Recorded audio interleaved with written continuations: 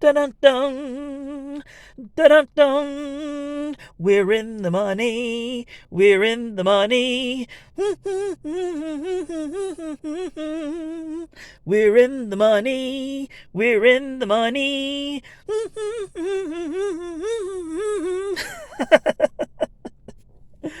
Oh boy,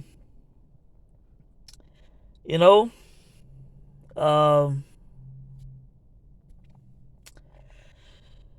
all I can say, man, is if you were some of the handful handfuls that watch my videos, my preview video, and my Gambles Alert video, I hope you listen to me.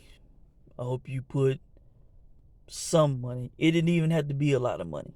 Like I said, my first video, if you put a 10, you'd won 100. In my Gambles Alert, if you put a 10, you'd won 140. You got your 10 back, all right? I hope you put some amount of money on this fight, man. I made the preview video because this fight had money making potential written all over it, man. You know,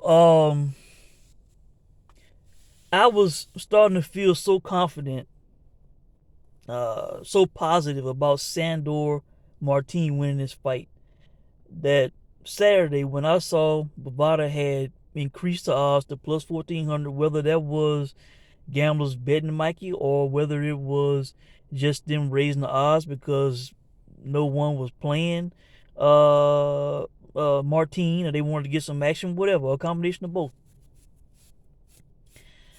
I said, you know what, I gotta go in some more, man, because I was just that feeling that confident about the guy winning the fight. You know, everything that I said, the way I broke it down, it pretty much played out in the fight. All right, I really don't want to regurgitate it, but Sandor was a natural 140 pounder. He was a mover. He was slick. He was hard to hit. He was a southpaw. To the head, to the body. And let me say this while I'm thinking about it because I did not say it in my Gallons Alert video. But I heard a YouTuber, somebody that I like and respect, I'm not going to say the name, but I heard a YouTuber say a couple days ago that they were not excited about this fight because they looked at Sandor Martin's resume and they saw that he had 2 losses on his resume. When are people going to learn, man? When are people going to learn that just because you have a loss on your resume does not mean that you can't win a big fight, that you can't beat a big name, that you can't win a championship, that you can't shock the world? It has happened over and over and over again in boxing. We do not need guys having undefeated records to have big fights to cause upsets. Just because we haven't seen guys or heard of guys does not mean that they don't have talent. We have seen it over and over again. Didn't Hassan Moquinho KO Sam Eggington in 2 rounds, and he was a massive underdog because nobody had never heard of him. When Manny Pacquiao made his splash in America, he had losses on his resume, and became an all-time great, a legend. He didn't burst on the scene with an undefeated record. When Rungvisai beat Chocolatito, I think he had maybe 4 losses on his resume. And he shocked the world. Buster Douglas had lost on his resume. He shocked the world. This has happened over and over and over again in boxing. So people need to stop with this. Oh, they got a loss. They lost to this guy. How they gonna win the fight? As I pointed out, Sandor Martin lost his first fight when he was 20 years old. He fought a 31-year-old who was 15-1. All right. His last loss came against Yigit in 2017. He just lost the fight. But clearly he had improved. He was on a 4-year unbeaten streak. All right. And all I needed to see was his last fight to break down who he was and what he was about. I know he was fighting a lower level guy, a British level guy. But I could see the talent in this guy, man. The footwork, maintaining distance, hit, not get hit, go to the head, go to the body. Punch where there is availability. I mean, just a smart guy in the ring, man. Like I said, the only knock on him was he didn't have a high KO percentage, which, like I said, he buzzed the guy numerous times in the fight. All right. So he had a respectable punch. It wasn't like he was Formella and you just walk through the guy's punch or whatever. So and in this fight, Mikey did respect him. He didn't just dive in going crazy. All right. Um, but man, the only thing I gave Mikey in this round was even rounds in the second, the third, and the fifth, I believe. That's all. He got 3 even rounds. All right. Rounds that were kind of too close to call. Sandor would be winning the rounds, and then Mikey would have a flirt, maybe catch him against the rope or something, maybe land a flush shot to even it up. All right. Too close to call. Other than that, Sandor won every round, man. He won every round. Um, I was fearing the guy was going up against the ropes a good bit, right? I was fearing that he would get trapped and he would get hit with one of those hard right hands by Mikey. All right. I was fearing it, but the guy was so slick defensively, man. As I saw in the Prosper fight, Prosper would swing on this guy, and he would duck. I mean, has great timing. They said on telecast this guy's been in combat sports since he was 5 years old, man. Kickboxing and boxing since 5 years old. The guy's 28 now. I pointed out in just a few seconds I saw of him as a kid, how he had great footwork, man, as a kid kickboxer, all right, and he was probably between 5 and 10 when that footage was shot, all right. A lifelong combat sports athlete. Like I said, this guy appears to be a guy taking his career seriously. He was hungry. I think he stays in shape. He is active in the ring. And Mikey, what is he doing? Fights Errol Spence, gets a big payday, takes a long break. Gets in the ring with Jesse Vargas, gets a big payday, takes a long break, gets fat. Is in no hurry to get back in the ring, to the point to where I'm saying, as fat as he was looking, I'm like, Mikey done. He got his last big payday against Jesse Vargas, and he has decided to hang it up. He got a heist on Eddie and retired. All right, that's the way I was starting to look at Mikey. All right, you can't just, yes, Mikey is talented. He's a Hall of Famer, but you cannot keep taking these long ass breaks, getting badly out of shape, and then think you can just come in with a world class guy. And people did not know that Sandor was world class, but the talent was there. All you had to do was just look at it, man, and see it. Got my lights back on here. But man, this was a disaster for Mikey, man. Sandor Martin had him missing all night. He was the dominant one, throwing the punches, landing. Uh, Mikey looked, he looked slow. He looked rusty, flat-footed. Could not catch the guy unless Sandor was, pinned up against the ropes, for a long period of time. But even then, he had Mikey's timing down where he was ducking out of the way a lot of those shots, man. Then he would circle away from Mikey's power punch right hand, and Mikey had no answer. You know, fought the big man's fight, kept him on the outside, used the footwork, 1-2 to the body, to the head. It was a brilliant fight, It was a brilliant fight by Sandor Martin, man, who has announced himself to the world.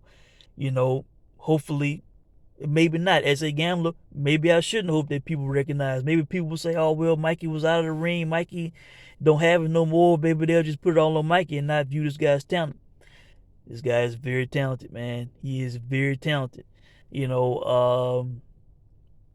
mean, they talking about Mikey rematching the guy. Mikey talking about, oh, if it was 12 rounds, all this and that. This was Mikey's. Hey, Mikey was the A side. He was the one who could have, if he won 12, he could have had 12.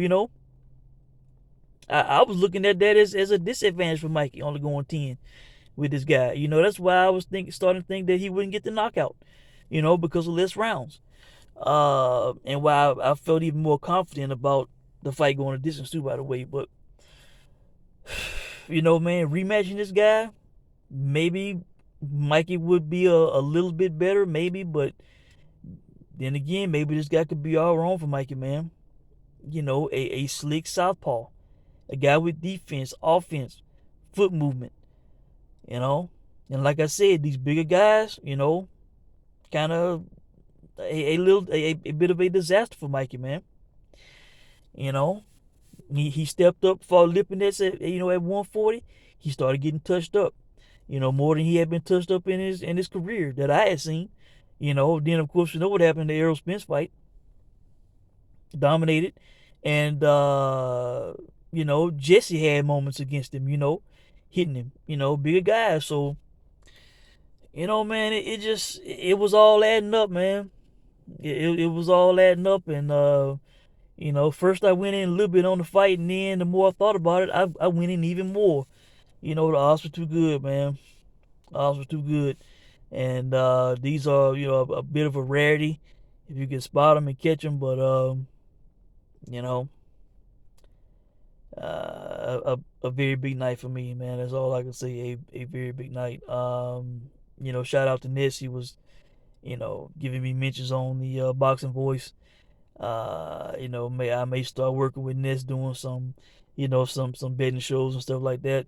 Giving my breakdowns and all that. But um, I hope you guys took my advice, man, and put anything on this what was a gold mine the odds makers had wrong. You know, I pointed out how on Bet 365 they initially had him at a plus 2200 to win by decision. Smart bettors were playing that, and it dropped to a plus 1800. All right. Then today or Saturday, 5 dimes and REF, whatever that is, the money line was going down on Sandor Martin, man. People were smart playing that shit. And there are people who made money off this fight, man. As far as what should be next for both guys, you know, if there's a rematch, of course the odds will be a lot closer. I don't even know how bettable it will be, but I'm pretty sure Mikey will still be a favorite. Probably not a sizable favorite at this point. Sandor Martin against Mikey may be plus 200 at the most, probably. The odds dramatically drop. With his victory if they have the rematch. But hell, if I was managing Sandor and if they didn't rematch, we would have a decent name at 140 to fight. A winnable fight. Something to put him in position at the top of the rankings, because I think once Josh Taylor beats Catterall, he's going to cash in his WBO and he's going to go after who will be Terrence Crawford, because I got Terrence beating Sean Porter. All right, so and I think those belts will become vacant, and at that point they should try to aim to put him position Sandor Martin for a world title, a vacant world title shot again in a winnable fight. So I think that's the direction, guys. They need to focus on making him a world champion. Eddie backing this guy. They even said on the Zone telecast, Eddie was saying that, how he picked Sandor, and he gave Mikey a list of guys, and they said on telecast that Mikey said to Eddie, pick somebody. And Eddie picked a guy who would be hungry, who would come to win and shock the world, and that's what he did. It was a smart choice. And I was laughing initially, man. I was like, it's gonna be easy tune up for Mikey. I know that's what everybody thought who was betting on Mikey, man. They're laughing, thinking that this tune up, who is this guy? 38-2, 10 years experience, 40 pro fights. It was and once I saw the guy fight, you know, can't stay out, can't be inactive, can't be getting fat and shit, and think you just come back and beat somebody like this, man. you know. And even with with more time in the gym, staying in shape, can he come back and beat this guy? Maybe not. Maybe not. Because of the foot movement, he made Mikey look like I said, look like a flat foot, man. And that's what I was noticing in the Jesse Vargas highlights. You know, Mikey was just standing there kind of plodding the flat feet, planting, throwing the power shots or whatever, Martin can move around the ring all night, man, be evasive. So, you know, hell, shit, Mikey might be better off staying away from this guy and maybe trying to go ahead and fight a big name. Hell, go ahead and fight a pro grade or he was calling Josh Taylor, man. Man, I'm telling you right now, and I was thinking this before this fight even happened. If Mikey Garcia really wanted Josh Taylor, man, Josh Taylor should probably consider after he beats Catterall to fight Mikey as a easy big money fight, man, before he even goes up to fight Terrence Crawford, man. Man, Josh Taylor would stop Mikey Garcia, man. It would be nasty. It would be bad, you know. And I mean, hell, uh, Sandor Martin was moving away from Mikey, respecting his power, hit and not get hit.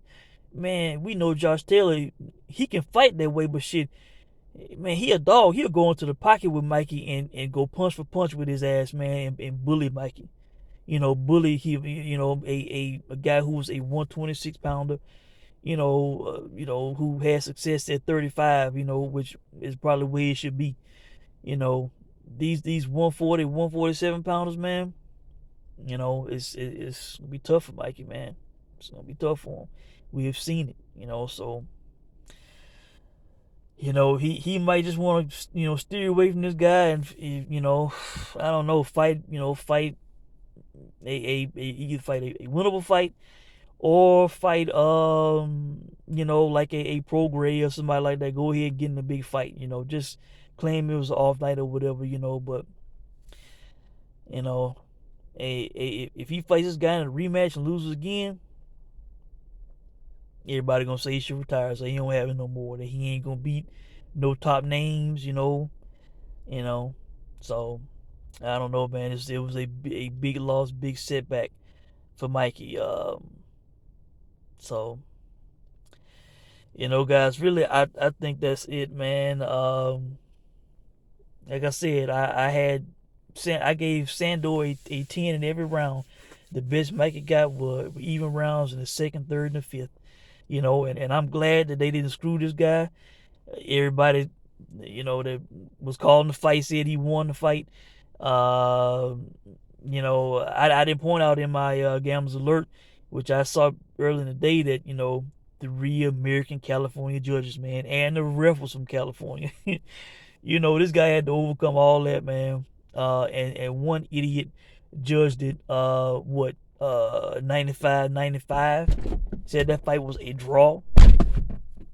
You know, how biased are his eyes, just because Mikey was coming forward and kind of pinning him against the ropes at times, that was made it an even fight? I don't think so. He was missing a lot, man. I mean, shit. Sandor Martin is great defensively, man. He was ducking out of the way a lot of those shots. Saw him coming, As I saw in the Prosper fight, he saw those punches coming. So, guys, I think that's it, man. Congrats to Sandor Martin. Announced himself to the boxing world.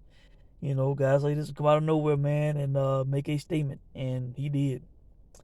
Can't wait to see him fight again, see what he does in the future. But he is definitely above European level now. He is a world player. Line him up for some big fights. Line him up for a world title shot. This guy needs to be angled for a world title shot. So, and Mikey, I don't know, man. He needs to really think it. Does he really want to continue in this sport? He just want to kind of, do this tune up. And he was talking about Josh Taylor, Regis Prograde. It cannot be that inactive and getting out of shape, coming back trying to fight a slick guy like this, man. So that's it, guys. Let me know what you think. Hope you guys place wagers, made money. If not, Maybe next time you listen to your boy, put some peanuts on it and make something. So, that's it. Let me know what you guys think, man. And if you made money, congrats. And I'll check in soon. Thanks for watching.